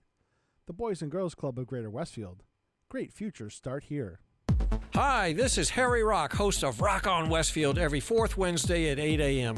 Tune in for my view of this place I call home. Community Radio. 89.5 WSKB. Live from Studio 120 at Westfield Technical Academy, this is WCPC Channel 15 and 89.5 FM, WSKB Westfield. Good morning, Westfield. It is 7:32. You're listening to WSKB 89.5 FM radio for the Westfield masses and WCPC Cable Channel 15. My name is Tina Gorman. I'm your Wake Up Wednesday host, and on the phone with me this morning is Joe Rouse, Director of Public Health for the City of Westfield. Welcome back, Joe Rouse. Are you still there? I'm still here, ready to go. Awesome. That is wonderful. So, Joe, we've talked a little bit about the vaccine. And so right now what we know, and I totally agree with you that we can only get the information out to the city residents that we know right now to be true. And I will tell you, I mean, even Joe, when you and I were on the phone yesterday late in the afternoon, and after I hung up with you, I was getting there was a flurry of emails that were coming through from the Executive Office of Elder Affairs and Mass Association of Councils on Aging. So we have, I think, 3 webinars scheduled for tomorrow and Friday with EOEA to give us more direction on how the Councils on Aging and the senior centers will be, can assist and help the health departments. So, all of the information, at least from my end, is, and I know from yours as well, it's unfolding as we go along. And so I do appreciate the frustration of, the seniors who want answers and they want them now. And I get that. And I keep telling them I would love to have all those answers because I would love them for myself and my staff. But, you and I can only do the best we can with the information that we have at the time. And as you said, Joe, I mean, last Friday, the information was one thing, and by Monday afternoon, it was something completely different. So I think people have to, understand that we are not, what I keep saying to people is we are acutely aware of the situation. I don't know if sometimes people are calling me to tell me things like they must think I live in a cave, like I don't know any of this stuff. Did you know that the governor said that, seniors 75 and yeah, no, that's not news to me. Thanks for the reminder. Anyway. Yeah. No, it is. It's patience is much appreciated right now, and I know there's a lot of people chomping at the bit, and they're worried, and that they're gonna, especially when you start to hear about other, mutations of the virus now that are gonna start coming our way, and all that. So, I get it, and you're right, Tina. It's like sometimes you just have to take the answer of we don't know right now. But you're right, we are acutely aware. I mean, and I know there's some members of the council, and we try and update them as regularly as possible.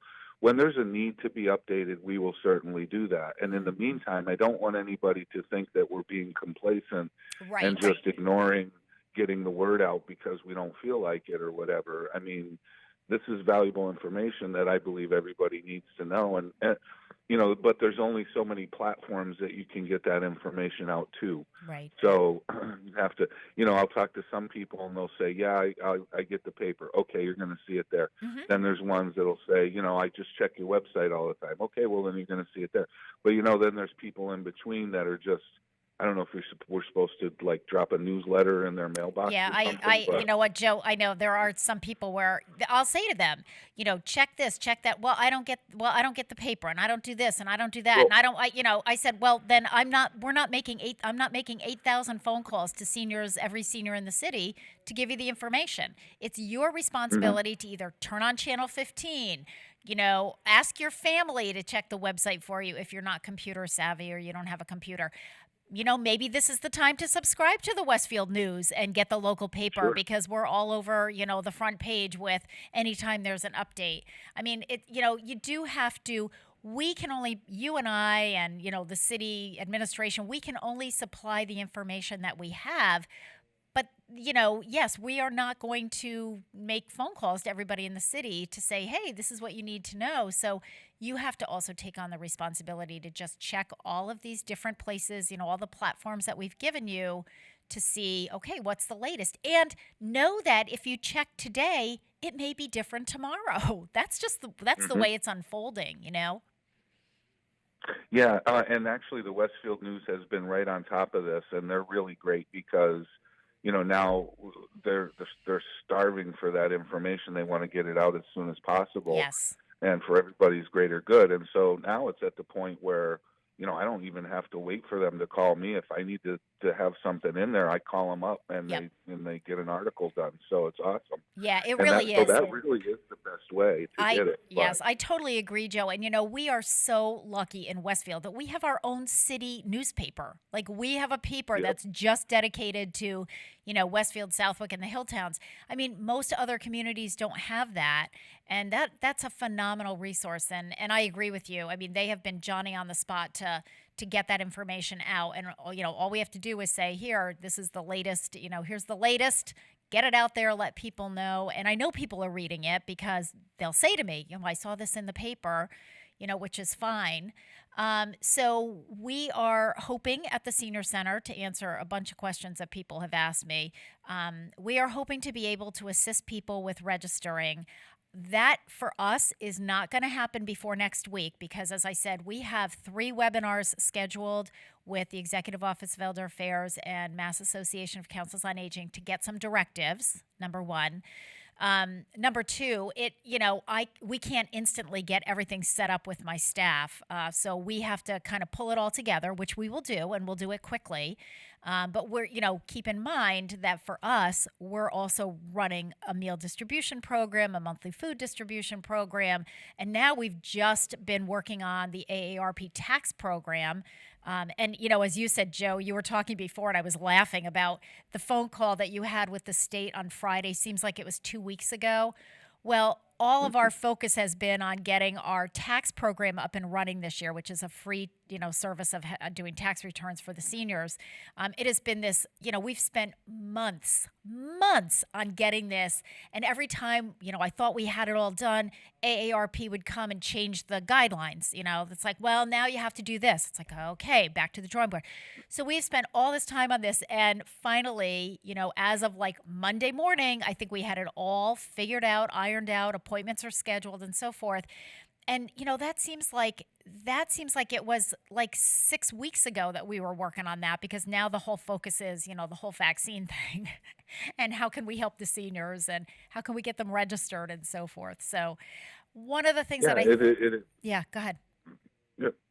No, I mean, just to that point, it's been, just so people know, it's been very frenetic for us and it hasn't been, we're not just sitting around, right, waiting to see what's going to happen. When we get word on a direction, we start moving that way. Right. And there's a million times over this, especially the last few months, honestly, I can say there's times where I don't even know what day of the week it is. Yes.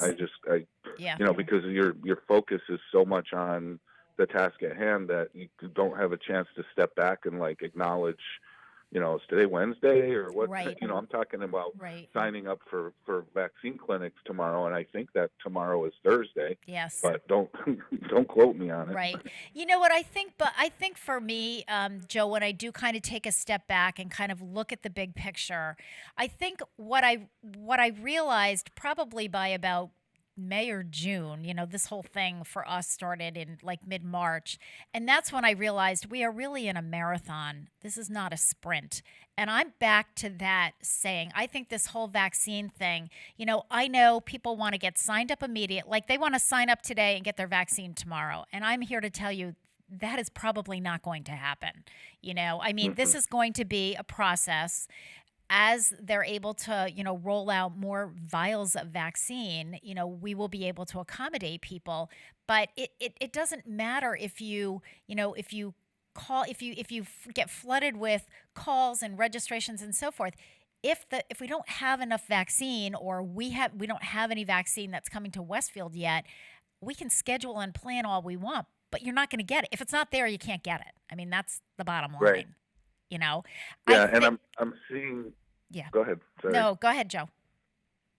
I'm seeing that it looks like the pattern is going to be to do the mass vaccination clinic, to devote lots of, they want to get a gauge on, what's the turnout going to be, what's the ability, what's the capacity of that clinic, get a number of how many doses on average that they're going to need per day for that, and then move on to dispense the rest. But I think just to make it easier for people, what they're focusing on, rather than in a normal year, like for flus and stuff, they focus on the health departments. But I think now it's going to even go out to the pharmacies and doctors before it's going to come to us. Mm-hmm. And we were even told yesterday by the state that, they might have to dose out the doses to the local boards of health, that they would rather have it for to be equitable for everybody, so you can go to your CVS instead of trying to find out where your city is hosting a clinic, and maybe they're only doing it one day a week, and on and on. So the accessibility will be there, but for the first time, I'm feeling like it's not going to be primarily done through the city. It's going to be the doses are going to go out to the other places. Well, Joe, do you think that I saw this kind of happen with the flu vaccine over the last few years? It's initially, I can remember years ago when we would get flooded with phone calls when we were working with you and Deb on the flu clinic, because, there weren't a lot of avenues on where you could get your flu vaccine. But, I've noticed over the last several years that people have options. Some are getting them at their doctor's office. Some are getting it through our flu clinic with the health department. Some are getting it at their local pharmacy. I can remember we had people even this year who had signed up for the flu vaccine with us and then called us to say, you know what, I was at, Walgreens pharmacy or CVS and there was nobody there. And they said, hey, do you want to get the flu vaccine? I was like, hey, that's great. So I got it there and, I want to open up my slot for somebody else. So, I mean, do you sort of see that may be where we end up going down the road? This is not going to happen within the next weeks or even, month or so. But do you think that ultimately that's kind of the way it'll be? Yeah, definitely, because with the vaccine being pretty available right now and more in production, that the state is interested in getting it out in mass quantities. So what they don't want to just piecemeal this all together. So in other words, when CVS or Walgreens approaches the Department of Public Health and says, we can guarantee you 500 doses, you send us 500 and here you go. And we'll get those out, and that's a home run for the state, as opposed to every single health department saying, well, just give me 100 this week and maybe 200 next week, and we'll see how it goes. They're like, no, there's a minimum that they really want to be able to send out. They don't want to be sending out, because there's all sorts of regulations for keeping it cold and everything else. Right. And they want to get it out to the facilities that really have the capability to do a larger scale.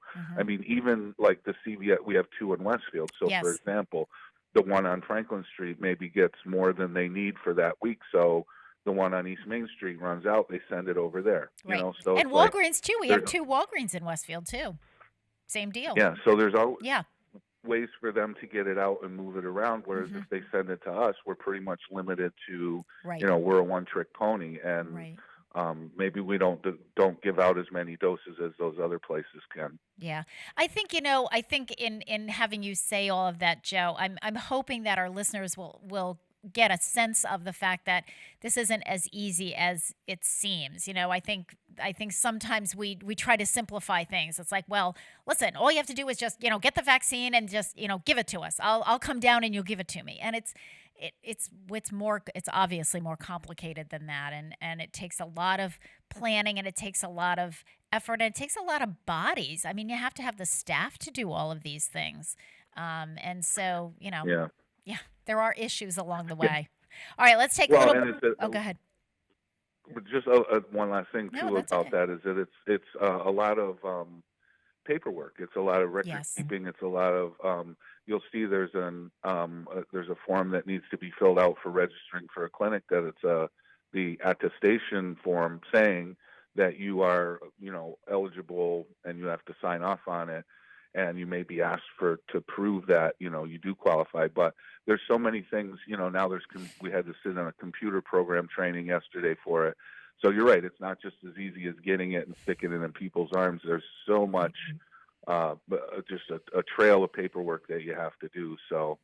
Yes. But All right. it's not insurmountable. So we're going to take a little break, and we're just going to let that sink in and let people realize and just think for a minute about all of the work that's being done behind the scenes. So not to, be thinking, oh, we're not doing anything, or we're sitting back and we're just waiting. I mean, we've all talked about plans and so forth. So we can talk a little bit more about that when we come back from this break. We're going to listen to a rendition of Stars and Stripes by Acoustics, which is a barbershop quartet. I chose that in honor of the birthday of Howard McNear, who played Floyd on the Andy Griffith Show, The Barber. Floyd the Barber. We'll be back. Unfurl the banner and raise it to the sky. Let eagle cry from mountain high, the never-ending watchword of our nation. Now behold this gem of all the wonder of the western sky, the emblem of the brave and true, the flag of our liberty, flag of our destiny. Red and white and starry blue stream out of the banner so high. Every heart will sing about as all across the land we raise our voices far and near for all to hear the echo of a chorus grand. Every heart will swell with pride to sing of our liberty, sing of our destiny. As with joy we now extol the flag waving over the land. Let us all hail the flag in one accord. Let us cheer it with fervent elation. It's the flag of the martyrs gone before. It's the flag that flies the banner of our nation. It's the beating roll of share our dream of a day with the combination. It's the hope of the peoples that are now oppressed, and the symbol of their own emancipation. Hooray for the flag of the free. May it wave as our standard forever, the gem of the land and the sea, ever hoisted proud and high. All nations remember the day when our fathers with mighty endeavor proclaimed as they marched to the fray that by their might and by their right it waits forever. Every time the people hear the bell of freedom calling, one and all. Every living pilgrim, every citizen will answer freedom's call. Everywhere the bold and gallant souls come forth to bear their cross of duty, rising up one divide and die behind the flag of freedom's beauty. Hearts of altar never, following the stars that rise forever, marching to the quest to east or west, sick, well distressed, the freed, oppressed cry out, hooray for the flag of the free. As our standard forever, the gem of the land and the sea, ever hoisted proud and high. All nations remember the day when our fathers with mighty endeavor proclaimed as they marched to the fray, defended by a might ever standing for the right, in ways forever. Hail to the banner that waves the stars and stripes we give for stars and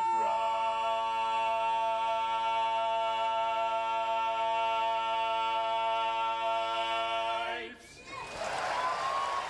Support for the community programming of WSKB is provided by the Dunkin' Donut Shops of Westfield and the Sardinia family. It's nice to know that even as the world changes, Dunkin' Coffee remains the same at 7 convenient locations throughout Westfield. I'm Mark Auerbach. Join me every Friday at 8 a.m. for Arts Beat, where you'll meet interesting actors, directors, designers, and musicians here in Western New England. Community Radio. 89.5 WSKB. Live from Studio 120 at Westfield Technical Academy, this is WCPC Channel 15 and 89.5 FM, WSKB Westfield. Good morning, Westfield. It is 7:50. You're listening to WSKB 89.5 FM radio for the Westfield masses and WCPC cable channel 15.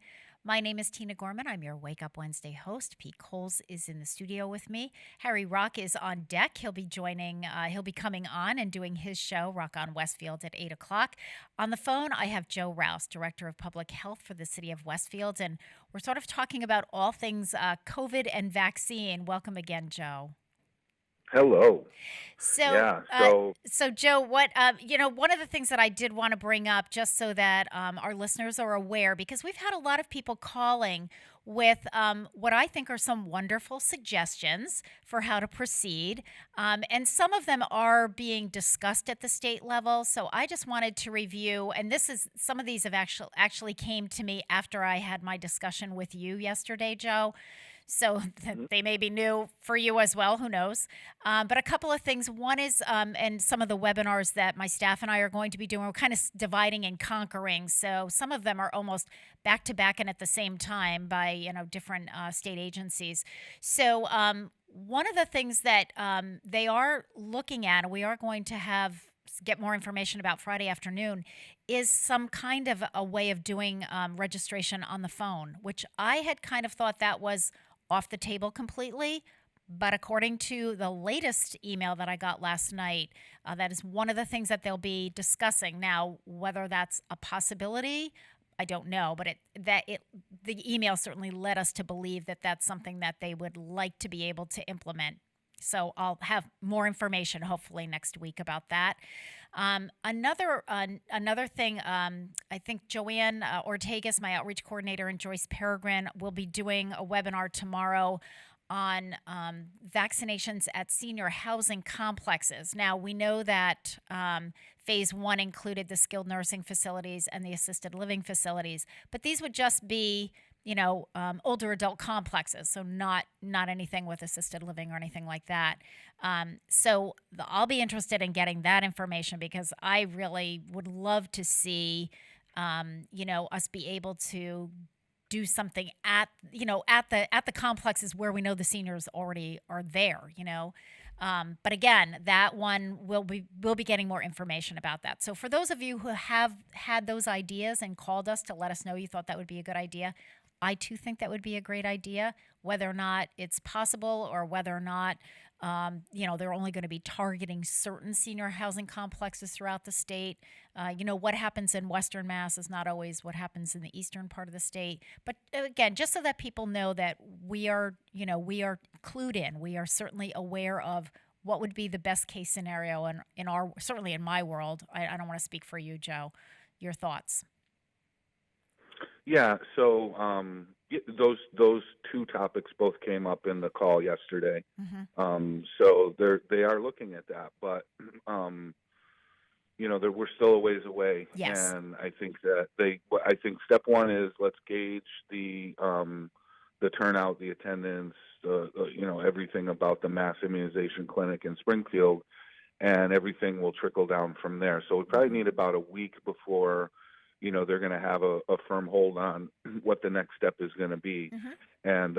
And one thing that we didn't mention though before was one of the changes the governor made, and I know teachers won't be happy about this, especially with going back to the hybrid model starting on Monday, that the 65 and older jumped up over the K through 12 teachers.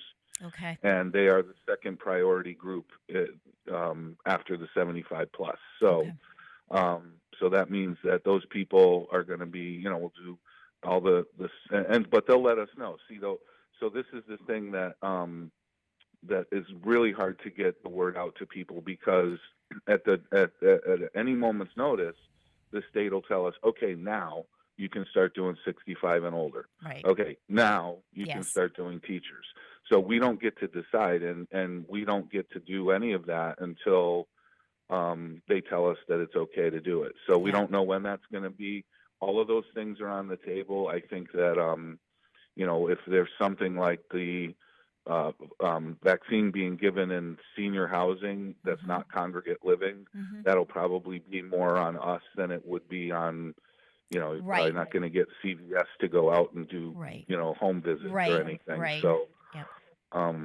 but yeah, it's all, and I think the other thing that I hate being, it's just right now it's I guess it's frustrating for everybody. And so we all tend to feed off of that frustration. But I want to say that you got to remember back in the very beginning, this was a dark, dark hole that we were going down.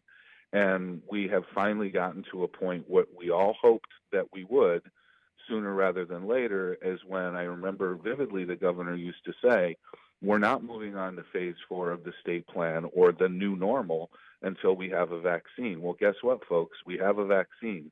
So be patient, and we're going to get there. The plans are afoot, and everybody's being accounted for. Nobody's being left out. It's being done in a pretty orderly fashion, as best as you can do for a first-time run-through. And but remember that. Remember when it just seemed like it was going to be an eternity before that vaccine was available. It was going to be a miracle if they got it done within a year, because that never happens. And now here we are. We have it. So look forward to the future and say we can do. We're going to get into this new normal, but it's going to take time. And I hope to not see things in Westfield get worse before they get better, because they are, like I said before, numbers are steadily going down. But be optimistic. This is the time to really say, whether you're getting the vaccine or not, be happy that it's being given, because that really does reduce the spread.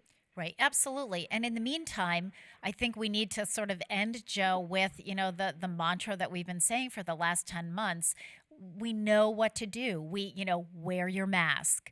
As much as you can isolate and be away from groups and crowds, do it. I know my seniors a lot of them have been wonderful about that. I mean, they have not seen grandchildren. They've been doing FaceTime and Zoom and so forth. Wash your hands. I mean, I got to tell you, I am so conscious now. We are so stocked up with hand soap at the senior center, where the staff's, kind of where the sink is.